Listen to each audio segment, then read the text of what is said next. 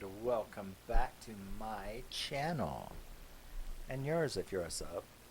Um, if you're new here, my name is Rusty and this is my channel where I talk about my favorite movies and mostly horror and my favorite music, mostly metal.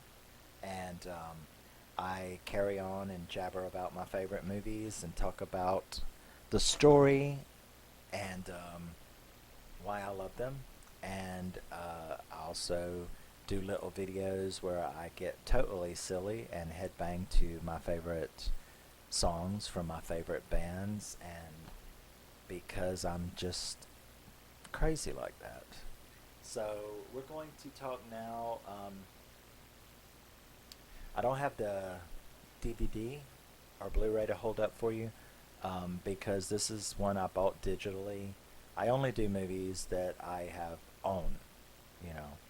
I don't really even do stuff that I've just seen. I do videos. I think the only one that I did that I haven't bought yet was the Fear Street. You know, I did them as I watched them when they were on Netflix. Um, but I will buy them as soon as I can. Uh, I only do stuff that I own, and I don't like digital. Um, I do have Netflix. I don't have any other streaming service, and I refuse because I'm not going to play that or be a party to this 50 different streaming services. Um, Although Netflix with their price raises is about to piss me off, so I might like trade them in for Shutter maybe or something. I don't know. They raise the price again, I will. But yeah, I've got about me and my brother have an account on Movies Anywhere where we redeem any digital, you know, codes that come in the movies. I think on Vudu I have maybe like 150 now, but only 16 were actually purchased. All the rest are digital codes. But when I went to get the Cube series, if you added them up, they were like 40, 45 bucks because they're pretty rare. You know, they're older movies. They're kind of rare to find. And yet Voodoo had them for $5 a piece, so I just bought all three of them on Voodoo. So I do own them. They're on Voodoo. And we are going to start in the correct timeline, which is Cube Zero. And I did not call up the page, which is what I usually do, but I don't have it up. Why did I do that? It was released in 2004, but who stars in it? Oh, I don't know. I guess we'll have to look and see. But Cube Zero is a prequel to it, to the Cube series, the original movie, and then there was, I don't know, I'll have to look at the timeline. But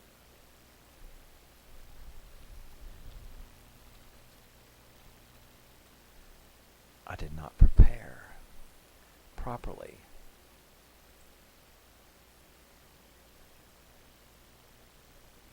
Okay. Zachary Bennett, Stephanie Moore, and Martin Roach. And it was released in 2004. Decent run time, hour and 37 minutes. It's got a 5.6, which is pretty damn good for a horror movie on International Movie Database. Bunch of jerks. I gave it a 7.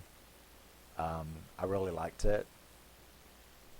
And it explained a lot, you know? And that's what I liked about it as a prequel, is that it explained, you know, the original. And so, like I said, this was released in 2004. We have the opening scene, just like the original Cube. Um, and this guy, he walks into a trap, of course, and gets sprayed with water. I guess he was thirsty, really. Had been in there for a while because he started like licking the water and stuff off of him.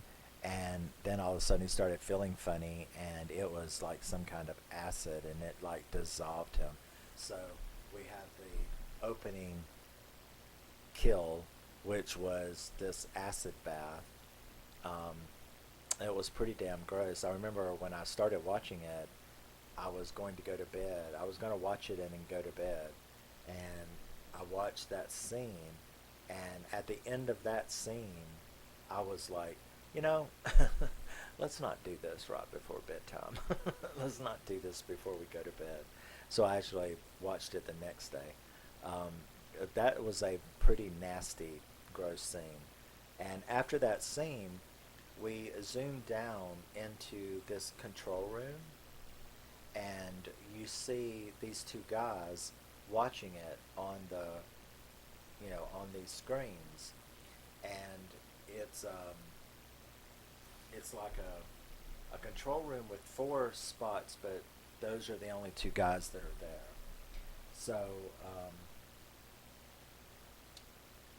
they seem to be like watching these subjects.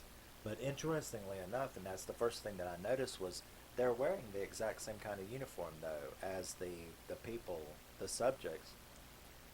It's like these blue work jumpsuits with their name tag and their name sewed in on it.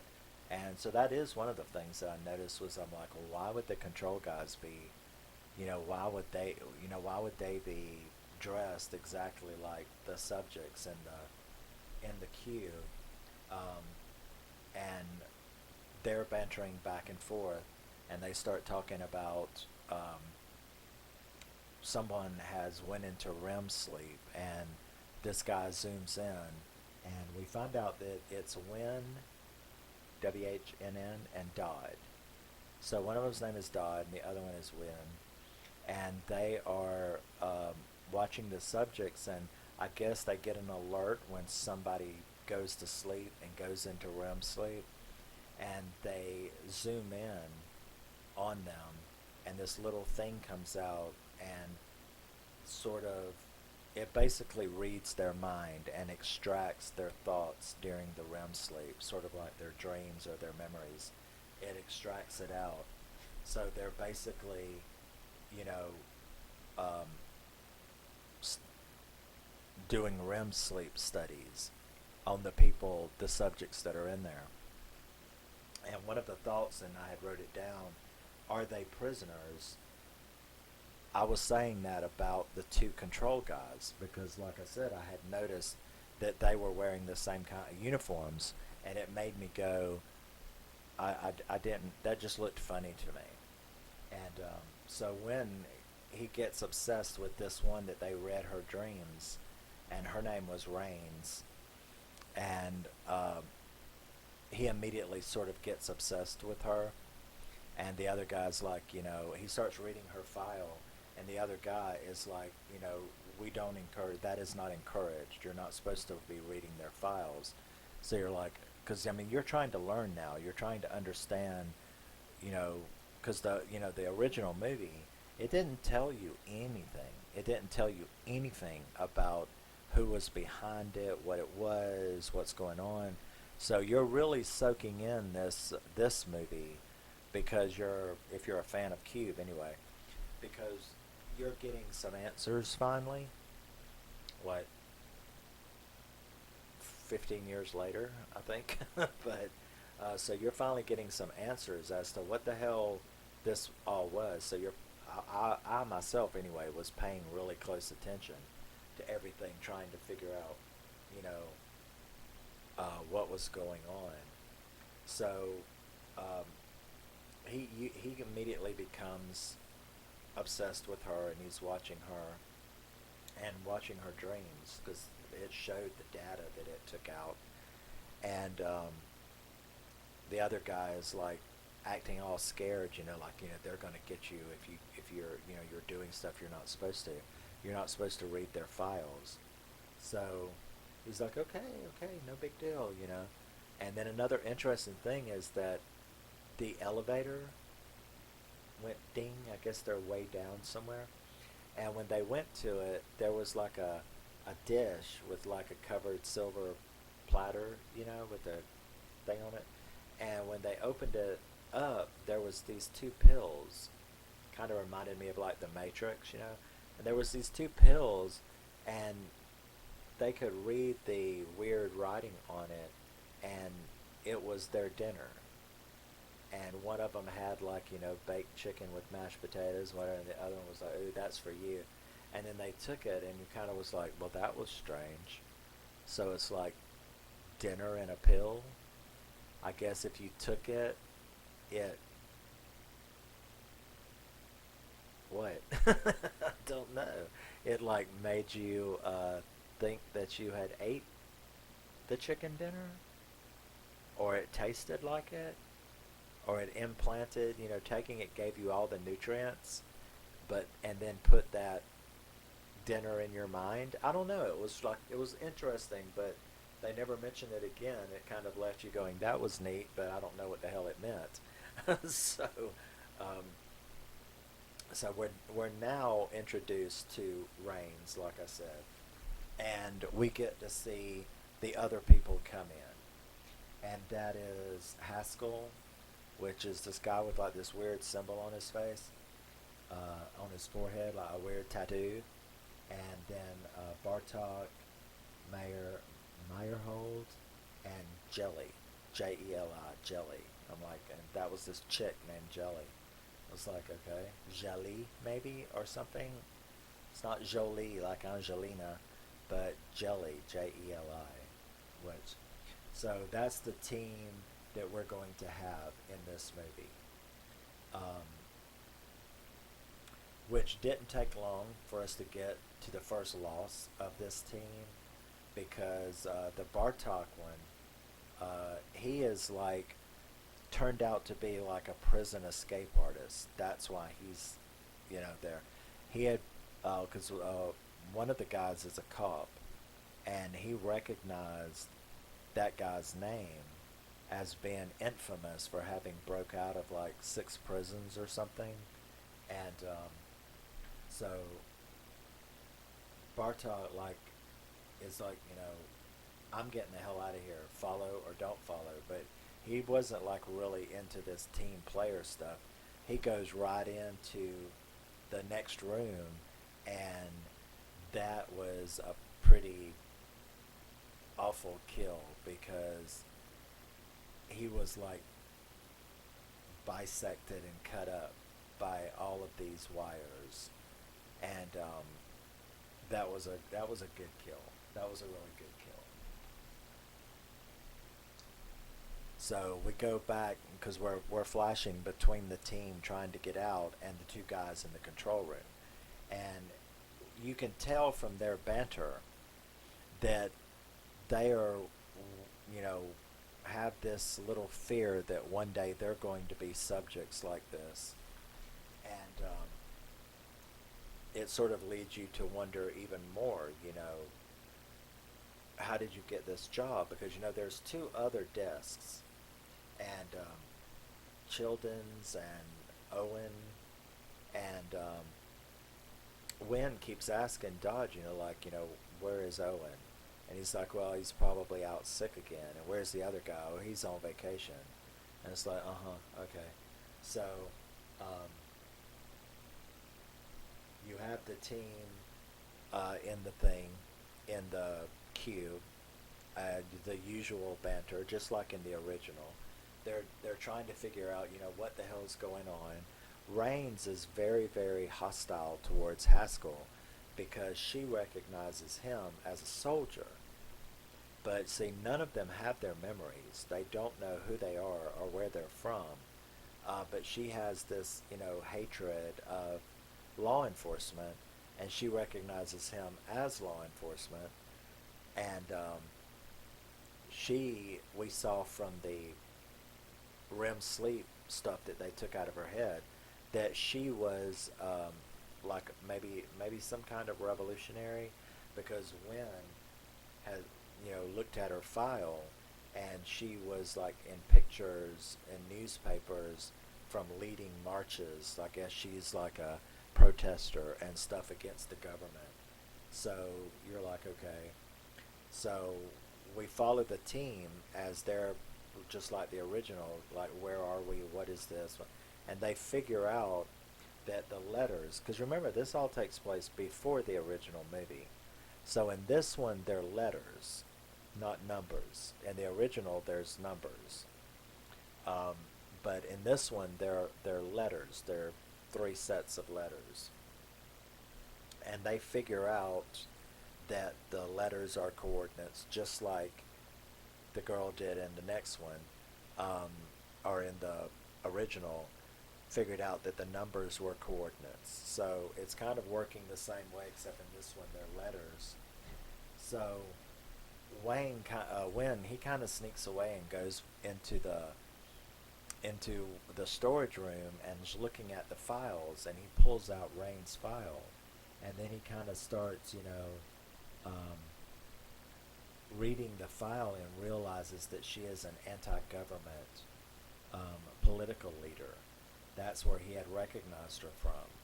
And he starts, oh, she must be in here by mistake, because the people that we're working for wouldn't possibly be just getting rid of dissidents. I mean, which is kind of funny to me, because I'm like, what the fuck do you think people like that who could create a place like this, you think they're above being government run and getting rid of political dissidents or their enemies or something, you know? But in any event, he's actually a good guy, this Wynn guy. And despite what he's watched going on, because he believes that these people are subjects who chose and volunteered for this because of the horrible crimes they committed. So in his head, he believes that the subjects in the cube are there by their own volition rather than face an execution because of their horrible crimes. So that's the reason why he, a good person, has been able to supposedly watch all of these horrible deaths and stuff in these things, because they're criminals. But he knows now she's not a criminal, and there's no consent form in her file. So that's what kind of changes him into a protagonist in this movie. At first he's just this employee down there, but now he's questioning what's going on. He's got, he wants to help this girl who's in there, and so he believes that she's in there by mistake. At which point an alarm goes off, and they start saying, the phone rings, and it's the people upstairs who tell Dodd that an exit procedure, that they have to initiate an exit procedure. So Wynn is like, what is that? Because he is obviously newer to this job and is a subordinate of Dodd. So he's like, well, you have to help me, because there has to be a second person to help do this. And when they go over there, this exit procedure, it's what happens when somebody makes it to the gate, to the end, and gets out. So somebody has made it out, and they have to do this procedure. So they show you what the procedure is, which is basically the lights go out, and the person that escaped is chained up, and then Dodd started asking him questions. I can't remember what was the first question that he asked him, but the second question was, do you believe in God? And the guy was like, what the hell does that matter? And it's about then that Wynn notices that that's Owen. That's their colleague, the guy that they worked with. He is now a subject, which definitely reinforces his belief that they will eventually be thrown into the cube themselves. And so he's like, okay. Owen finally says no, but Wynn doesn't want him pushed to, because there's only two buttons, yes and no, and you push whatever they answered. And Dodd really doesn't want to do it, and Wynn doesn't want to do it, and finally Dodd just, mashes it, and this big giant torches come out and burn Owen alive to death. So now they feel terrible because they just burnt up their colleague, you know what I mean? So, you know, that was the end of him. And Wynn is definitely on the, what would you call it? He was definitely on the I'm not having fun here anymore kind of side of things. So he becomes very disillusioned.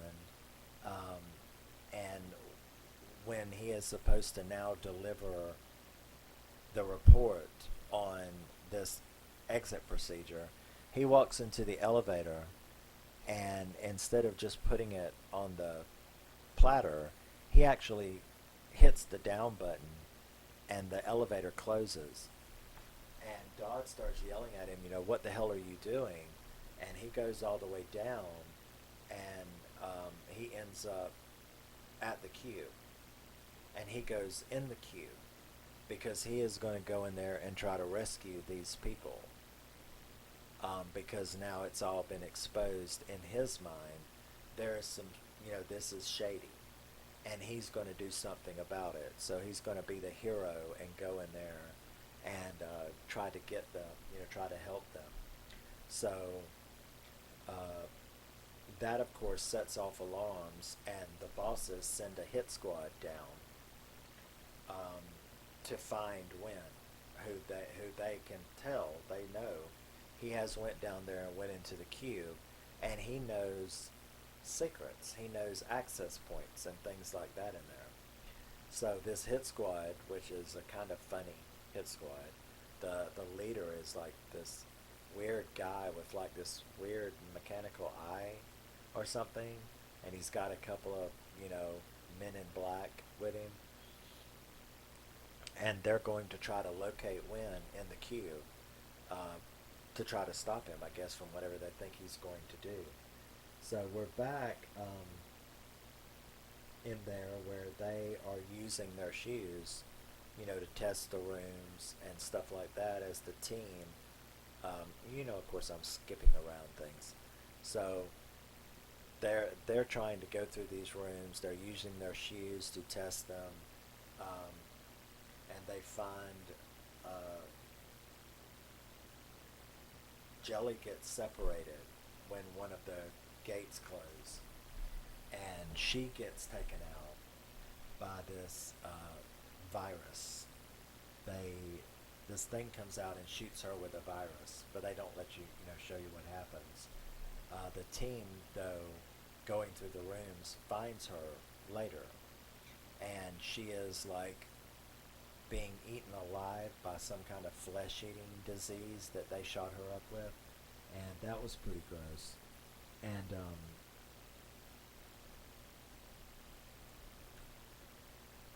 what happened? She, I don't think she bites. She scratches the other guy, the big guy, Meyerhold. She scratches him, and so Haskell and Raines now knows, oh my God, if you got infected by whatever they infected her with, you're going to infect us. So Haskell wants to get rid of him, but she doesn't. So you've got these two like bouncing off of each other, and after they did that, Meyerhold does start. He does start turning. This flesh-eating bacteria starts eating him away as well.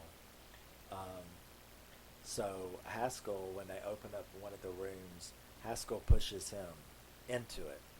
It's like, you can't stay with us, but if you are going to stay with us, you're going to be the one to test every room that we go into. So he actually pushes him into the room, and the door closes, and it's a trap. And he explodes from sound waves. These sound waves, big speakers come out, and it blows him up from sound waves. So about that time, they, of course, Raines and Haskell start screaming at each other because they already hate each other, and now she accuses him of murdering that guy, and then you have Win finds them. So now we had went down to two, so now we're up to three because Win basically joins the team to help them try to get out. So he sort of explains the cube experiments to them, from his perspective and what he knows. And of course, they're very angry at him at first because you're part of this, you know. And he's like, but I didn't know that there was anyone innocent. I mean, this is what I was told when I was given this job. You know, these are murderers and rapists and prisoners who have agreed to do these experiments because I've seen all the consent forms. Like the government wouldn't lie about that, right?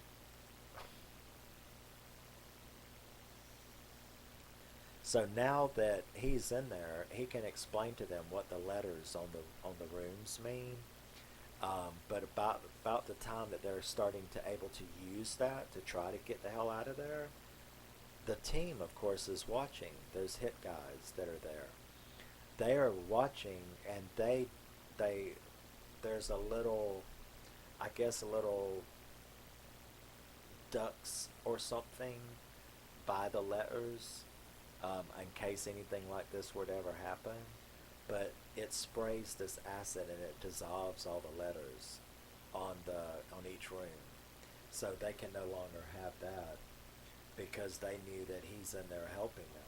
So they're sort of on, I guess, what you would call high alert. You know, all of the things that you would do when shit's going belly up. They start pulling out all those stops. They dissolve the letters on the rooms.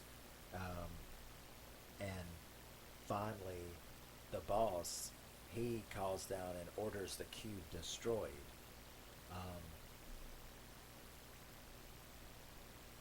right, yeah. He orders the cube destroyed. So they're going to do what is called a reset. And the reset is going to flash clean, you know, everyone. They're all going to like be evaporated. So he died is still in the control room. Now Dodd, of course, has tried to be a yes sir man, be a yes man, because he knows what he has seen. He didn't know that about Owen. He suspected it, but he didn't know it about the other two team members. Now he knows for sure that they were in there. And so his delusionment is the same as Wynn's, but he's too much of a yes man and too scared. But when the cube is ordered destroyed, it suddenly fails. And the lead hitman is like trying to figure out why it failed. Some kind of connection was lost. We know that Dodd did it. So not only is Wynn trying to help them inside the cube, but Dodd has now tried to help them as well. And he has disconnected and stopped that from happening. So he says he's going to use the bathroom. After doing that, he actually goes into the power supply room and starts trying to find some more ways to help them by disabling the cube permanently. So when he's in there trying to do that, he does find the junction that he needs, and he takes the little capacitor out, and then he gets caught. And the big boss, the mechanical guy, he had a mechanical eye guy anyway. He called him and was like, I knew it was you. I knew that you were the one who did that, and good job. And he said, you will give me that right now, the little capacitor thing. Well, he stupidly, I mean, granted, he was trying to be hero, but what they say about heroes, they usually end up tied to a stake on fire, right? But he swallowed it. Well, the boss guy, the main guy there, he was just like, well, that was cute and heroic of you, but you really don't think that bothers me, do you? And then he sprayed him with something, and it like instantly paralyzed him, and he fell onto the floor, and he got down over him and was like, "Hey, again, that was very heroic of you, but," and then he took out this knife, and he's like, "I can get that right back," and you'll feel every bit of it. And he cut him, obviously he gutted him and got it out of his, I guess, stomach, esophagus right there. I mean, it couldn't have had time to go down very far. But so he did that, goes back into the room. So he's dead now, of course. Goes back in there, hands it to his little two uh, accomplices, and they start getting everything back up. So now the cube is put on this 10-minute thing. Once they get the power back and all, they put it on the 10-minute countdown to the clean sweep, which when inside he recognizes the cube doing that, and he knows what it means. He knows that they have 10 minutes to get out of there, or there's going to be a clean sweep, and it was going to reset clean sweep, which is going to vaporize anything in the cube. So we have this time limit now, sort of like playing, you know, that playing a game or something. Um,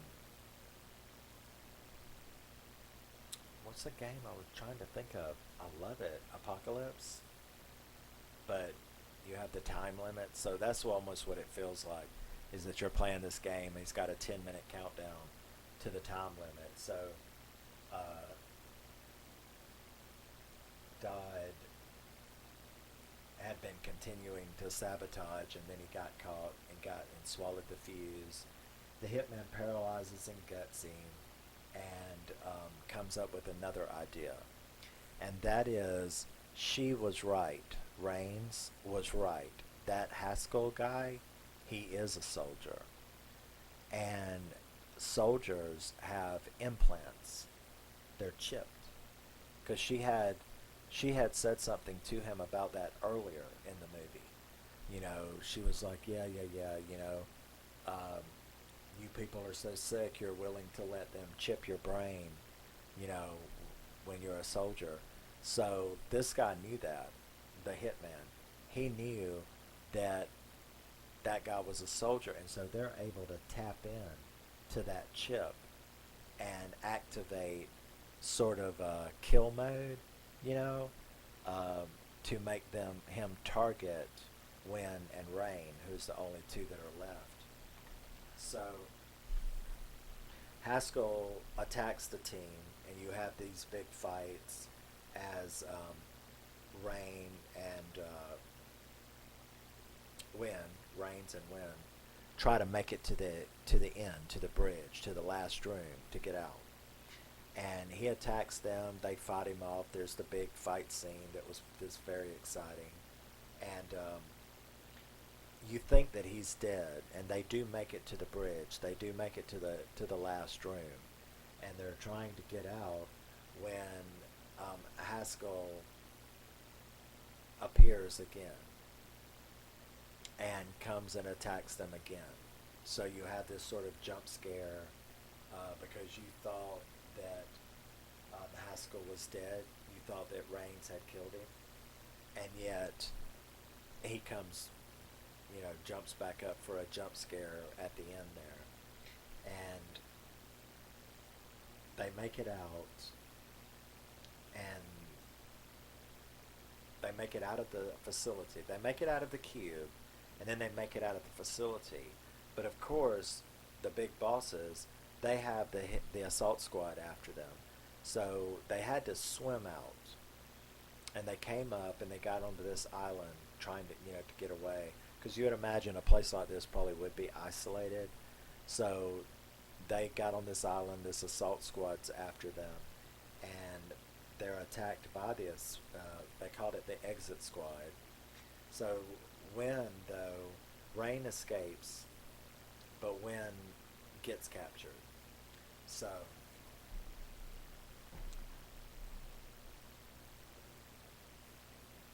Wynn wakes up in this hospital room, and he is being like surgically altered, and that guy, the hit guy, is like really pissed, and he's like, "Well, you've done it now. You know, you've been put on trial, you've been found guilty, and now here's your consent form where you signed it." Excuse me, but he of course didn't sign it, just like probably all the other people that have been subjects wouldn't signed it, and they do. They go in there and they mess with his brain. They take away his memory and they like lobotomize him almost and stuff like that. And like I said, she gets away, and you see Wynn put back in to the queue where he meets three or four other people in the queue, and he of course doesn't know who he is now. But and this is what is really cool. If you've seen the original, there is a character, Kazan, in the original. I love him. He is so sweet. But Kazan did that, you know. If you've ever seen the original, it's the guy that had the severe autism that, was doing that all the time and doing the blue room, blue room, red room. So here at the end of Cube Zero, this guy obviously had the same thing done to it, which makes you think about the original. That because I always wondered, why would they put a guy like that in the cube? That is so, not that I think they have any morals or ethics, but why would you put this mentally challenged person, this handicapped person? I mean, autism isn't a handicap, but severe autism is. Um, so why would you do that? Why would you put, for what possible reason would you do that? So now it looks like they can do something to you, because even though they don't have the same name, this guy's named Wynn, and the one in the original is named Haskin, but he is doing the exact same thing and acting the same way as the guy in the original, which I thought that was very cool of them, to do that, uh, because it kind of gave me an explanation as to what Kazan was doing in there. Obviously, he had had the same surgery done on him. Um, so that was a good explanation, because it almost mirrored the scene from the original, even though they're not the same person. It almost, mirrored that same scene. So it sort of tied the two movies together, and really basically looks as though the original starting exactly where the first one left off. So I thought that was really cool, and that was it, and that is Cube Zero. That's the story for it. I really liked Cube Zero. I thought that it added a lot to the mythology of this franchise. I think I understand why there hasn't been another one after Hypercube. Not that I hated Hypercube or anything, but when we discuss it, you'll see what I'm talking about. But I really liked Cube Zero. I think that it fit very well into the franchise. Um, we did that one first because I like doing the timeline in order. If I was doing, when I do the thing, I will do the prequel before I do the original, because that's the way they play and that's the way I roll. So I really liked this movie, and just like the thing and the prequel, um, I think that these two movies go perfect together. You watch Cube Zero and then you watch Cube, and they fit perfectly. And it also gives you a whole different perspective when you watch Cube. It's I actually enjoyed watching Cube even more than I did before Cube Zero existed because I have a little backstory and I kind of know the evil behind uh, Cube. So I think that was cool. And yes, so I really liked it. Definitely like a 7.5 out of 10 to me. I loved this movie. Um, I really love the original. We're going to talk about that next. And so, yes, thank you very much for hanging out with me and listening to me prattle on about Cube Zero 2004. And yeah, I'm looking forward to doing the next one. And I did have a lot of fun going back to these movies. Cube is a great movie. And Cube Zero is, yeah, if you haven't seen it and you like Cube, rent them together or get them together or go buy Cube Zero if you don't have it and watch them two, watch these two films back to back and I think you'll like it. I think you'll like Cube Zero. It's different than the other one, but not in the same way Hypercube is different than the other ones. But yeah, thank you very much for joining me. I will see you in the next movie, the next video of a movie, or music, whatever. And yeah, so love you, miss you, bye. And always remember you're a very special person. And not the bad kind of special, the good kind of special. And no matter what anybody's saying to you, no matter what the world's doing to you, you're the only one of you and you matter a great deal. And yeah, so love you, miss you, bye. Keep screaming when appropriate. Bye bye now.